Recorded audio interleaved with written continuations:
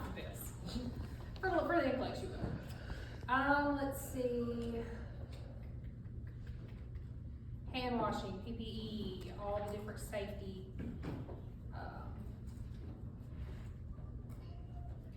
Therapeutic communication.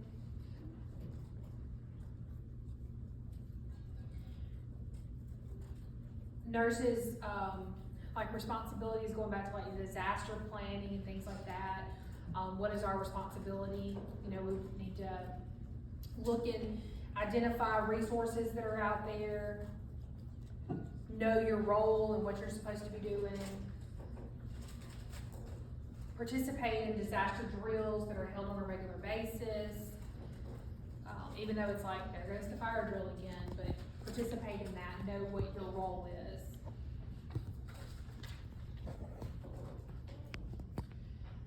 Talking about competency, like we do a lot of teach back methods at the hospital, like maybe we get those new kangaroo pumps, you know, that have the feeding, the tube feeding, right? We get new IV pumps, or we get a new brand of Lovenox or something. So we do in-services and be doing like the teach back method and allowing the nurse to demonstrate what they've learned back to the charge nurse or the manager. It's an effective way of knowing whether they understood what was being said to them. So we do a lot of teach back. I'll teach you how to do it, and then you show me, you know, throughout the day, sometime kind of check off on showing that you are competent in that new machine or new equipment that we have.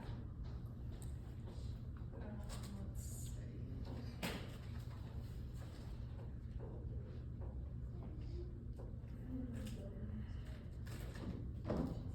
Risk factors for abuse. That's going back to mental health and nursing one.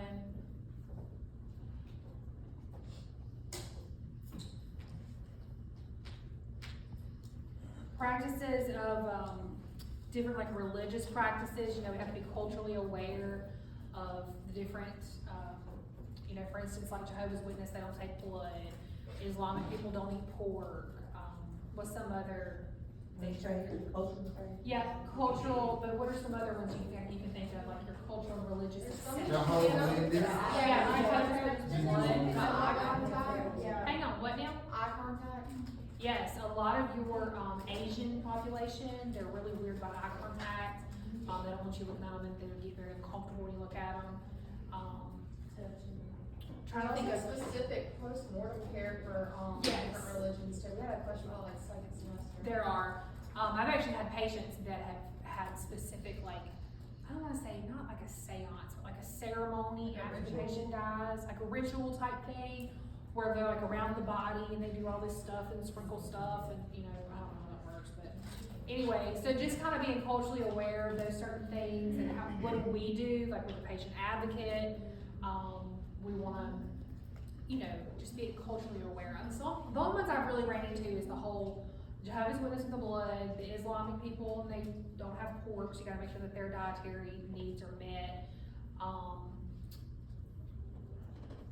not had many people that require kosher food.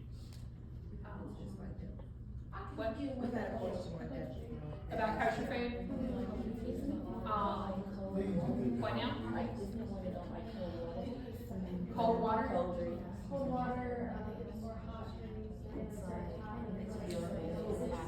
Hispanics afterward? Maybe, Yeah, we had a question about like Just do the Spanish, or whole they only drink certain type of liquids to get them back if they were like cold. Wow, like feng shui kind of stuff? Yeah.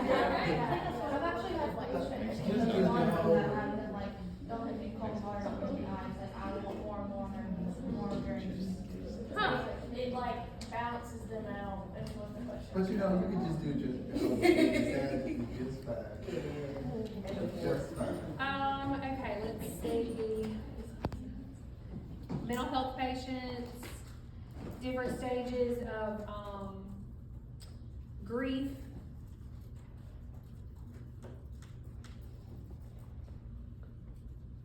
There's different, thinking about like in a nurse manager role, different problems that are brought to you with other staff members, and your duty to report those kind of things like substance abuse, including alcohol, pills, those sorts of things, and how to handle those situations. You have to confront the situation and know that a lot of times you're gonna have,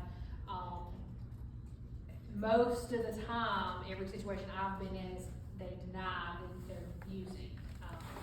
And so anyway, you have to follow the chain of command as far as in the policy, as far as getting a drug test, getting things taken care of, who do you report to, they have to go to employee health, those kind of things. But most of the time, it's the denial is the first thing that they go through when they're confronted with a situation. Let's see. Communication. Chain of command.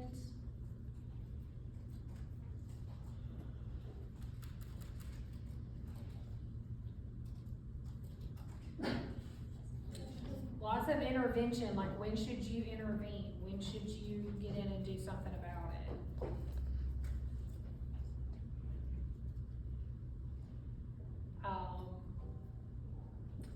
Charge nurses and head nurses a lot of times they do their NARC counts. We talked about that, and wasting medications with other nurses and how important that is, and then the nurse manager follows up on that to make sure that that's being done. So checks and balances with narcotics.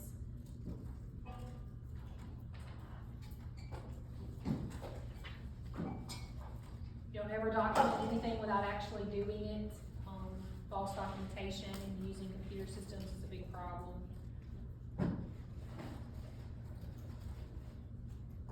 Informed consent, we know our role with that. What is our role with informed consent? Make sure they understand, make sure it's signed.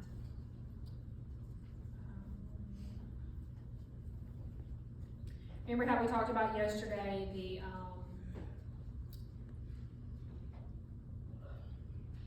non-maleficence and doing what's best for the patient, harm. We talked about morality. It's all in your fill in the blank down at the bottom. We talked about the different, being a patient advocate and how we're doing what's best for them. We do no harm.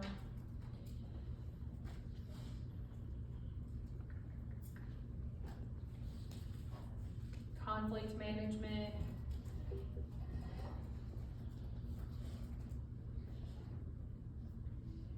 Disciplining an employee if you're in that charge nurse role. The first is a verbal warning. And when you go through your orientation at places, and most of you have been working in other places, and you know that verbal warning is first, and then it's a written warning, and then you have disciplinary action after that. But your first, it may be like suspension from work, or pending investigation of the incident or whatever. So just know verbal warning, then written warning, and then it goes through the policy and procedures after that. Remember, like with a democratic leadership style, where we talked about, your voice is heard from the bottom to the top, like there's a flow of communication. If you're given a new policy, then you have the opportunity to say, like voice your concerns about that policy. That's the best environment to work in, is where you feel like your voice is being heard.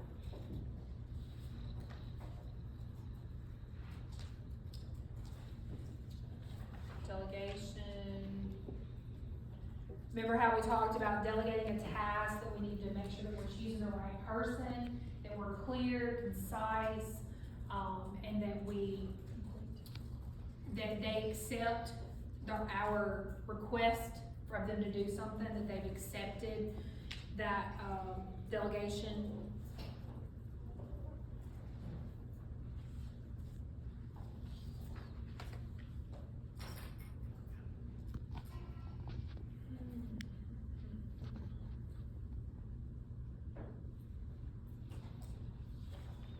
HIPAA.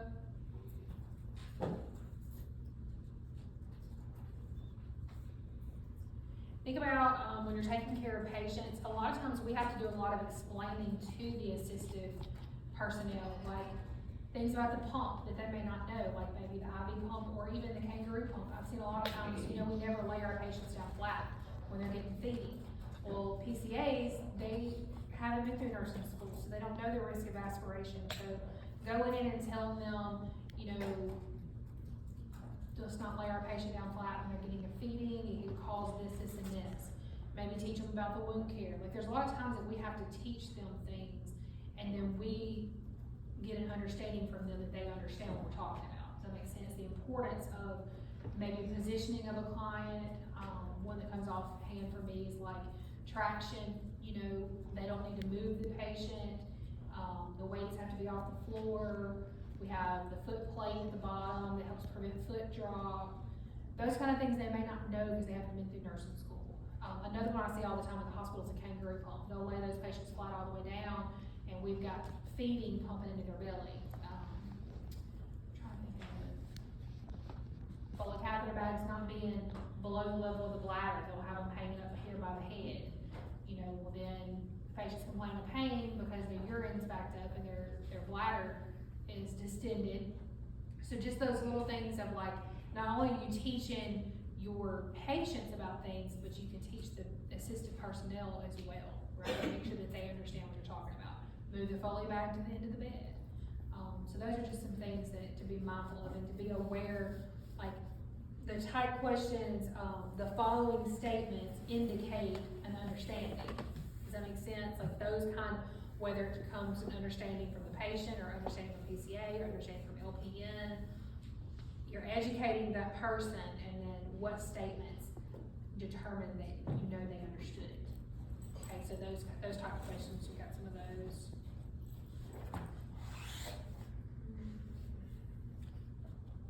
ABCs.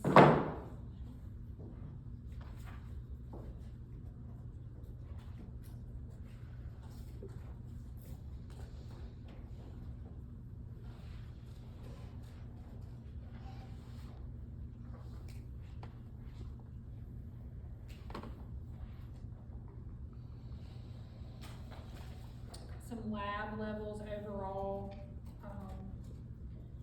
If you're in that charge nurse role, knowing what goes on, a lot of times you get the phone calls from the lab with critical values. You have reference ranges on your questions, though. The NCLEX will give you reference ranges too. So.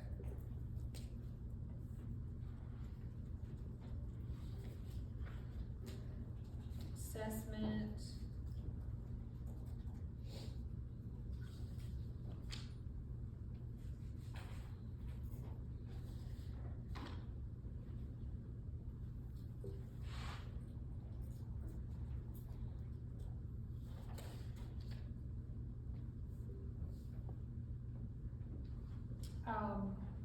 Reaching out to your PCAs, nobody should be alone as far as if you haven't seen them, reaching out, asking, can I help you? What do you need from me? I see that you're behind, those kind of things, making it aware or making them aware that you're there to help in those leadership roles.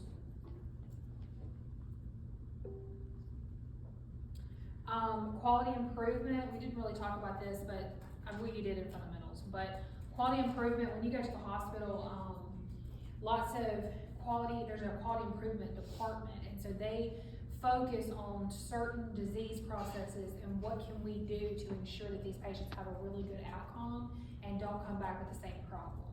So some examples in Baptist are like MIs, pneumonia, stroke, congestive heart failure, DVTs. There's people that's what they specialize in, and they do a lot of education to those patients, and they educate the nurses. There's certain protocols that the nurses go through, and so if they're diagnosed with one of these disorders, there's a policy and procedure, a list of things that we have to go through and make sure. Wound care is another one. If they've come to the hospital with a DVT, not a DVT, but a deep tissue wound. What are things that we can do for them? So those are quality improvement. Those are like core measures is what we call them at the hospital. And so those patients that have those diagnoses, we have a list of things that we have to do to improve their stay and the likelihood of them coming back. because we don't want them to have complications and end up coming back. It affects our reimbursement. If they're readmitted within 30 days, some diseases are 60 days. If they're readmitted with the same problem, then insurance is gonna wanna know, why didn't we fix it the first time?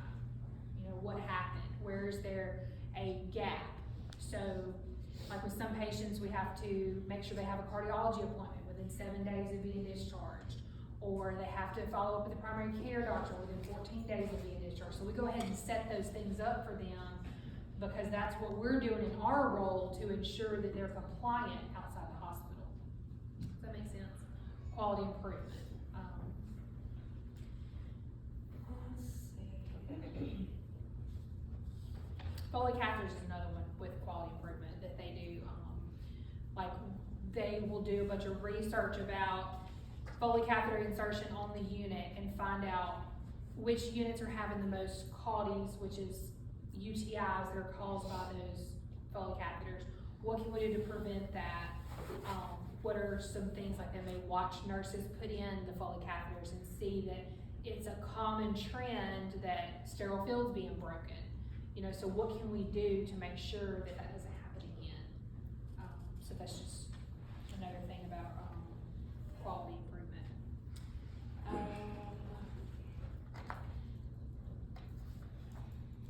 So you guys know that we're in a nursing shortage, and we talk about it all the time. It's most likely due to a large number of your nurses retiring at this age range. You got your baby boomers who are getting up into older age, and so we had an influx of people with those baby boomers, and then now that they're older, they're set to retire in between now and about 2030. So they're leaving the field for retirement. So that has driven the need for nursing and nursing programs up, because we need staff. Let's see. You remember talking about like the Good Samaritan law and all that back in fundamentals, nursing 1, you know, stopping at the roadside if you see a wreck, or helping somebody at a grocery store or whatever. So just, you know, go back to thinking about that. It protects and encourages nurses in emergency situations. You know, it protects you from being liable if something bad happens. Let's see. Some other terms, defamation. Do I know what defamation means? Yes, so it's communicating that is false about someone potentially harming their reputation. So we want to nip that in the bud if we're in those situations at the hospital where we have some quarrels between colleagues. Whistleblowing is kind of like a tattletale. You know,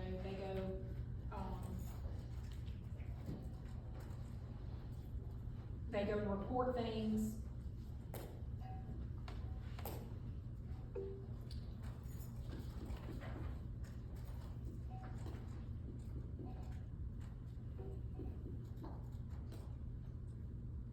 HIPAA, remember how we said you can face criminal charges as well as charges with misemployed nursing. You can lose your license, you can lose your job. If there's a breach in confidentiality in any way, the hospital can lose funding. They can get fined. So HIPAA's huge.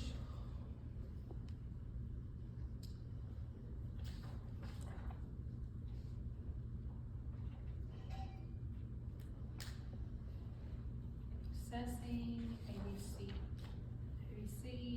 lab values. Think back to fundamentals when you first started learning about, like, y'all talked to me about the difference in acute and chronic. Acute, 3 months.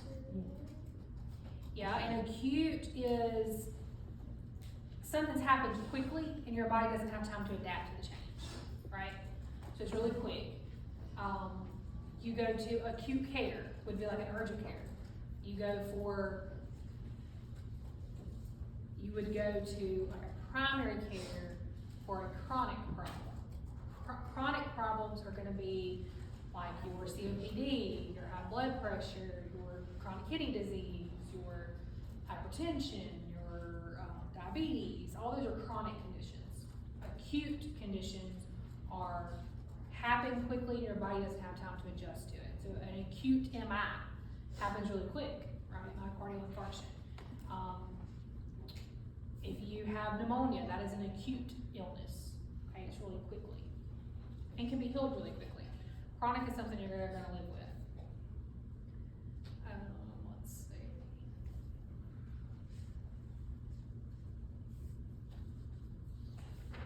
Medication administration, patient's rights, restraints.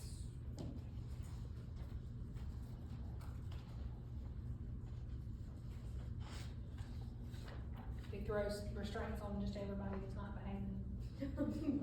We try other ways first. We try talking to them. We try sitters. We try family. We try calming environments, those sorts of things. So it's really the last resort.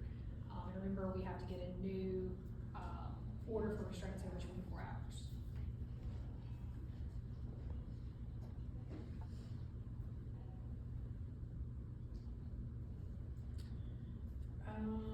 Let's talk about client privacy. Curtains, keeping them covered. You really don't want to have a whole bunch of people in the room if you're doing something invasive. If you have to get into their personal zone, which would be all up in their face for something, or all in their genital area, those are considered personal zones. Moving the covers back and exposing a part of their body, it's their personal area. Just being very cautious about those areas that we're protecting their privacy and making them comfortable.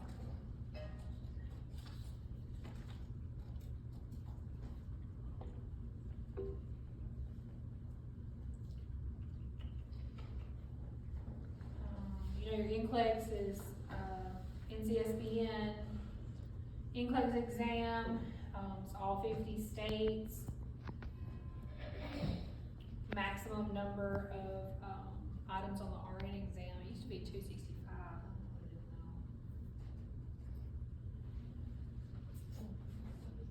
know. It's a national exam, so all 50 states take the same test, that's what she mentioned today. That we have to look at as a national exam, not just a Mississippi exam. So what we can and can't do in Mississippi, you might not be able to do somewhere else. Think about your charting in your computer system, informatics type stuff, electronic medical record, maintain privacy with that, how to do that. Charting wise, your assessments are gonna be charted based on the unit that you're on, whether it's every shift or every 4 hours or every 8 hours. Charting by exception is basically the new rule. It's where it's a method for documenting the client's health record that focuses on only what's wrong. I know Baptist has gone to that, charting by exception. If they're in with left leg cellulitis, then I only chart about their left leg, because I'm assuming that everything else is fine. Even though you still assess, you still listen to their heart and their lungs, look at everything, listen to their belly, but you only chart by exception, which would be only the problem that they're having. I really don't like that. I think everybody should chart everything all the time, but I'm old school, so now that's the new way of doing things, is charting by exception. Meaning, when you go through, it's like WDL, within defined limits. Everything's within defined limits except for what they're in with. Pneumonia, you would chart everything else is fine, but their lung sounds. You do a full respiratory assessment, chart by exception.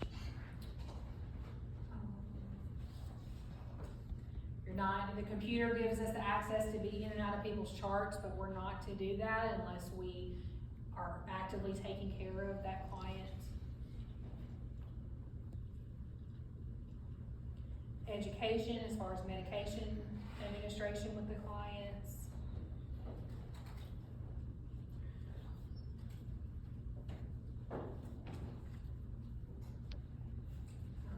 Safety.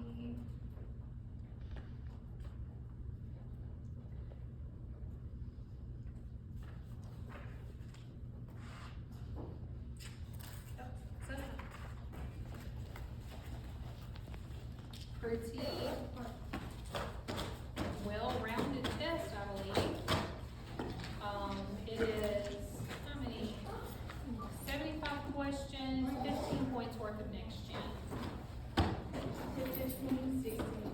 15 points worth of next gen. And you guys get partial credit for those. And y'all been doing really good on those. My test and Dr. Caldwell, y'all do better on the next gen than do the regular questions. Is the next one gonna be related to this content, or is it kind of just gonna be? I know one is, I'll have to look at it specifically. The other, I think it's just, the other two are general. They're really hard to find, there's 3. It's really hard to find content, next gen questions on this type of stuff. But, I think one is about like the CAS and LPN too. Any questions? You guys, I gave y'all that PowerPoint up there with the rationales on it. Read over those type of questions.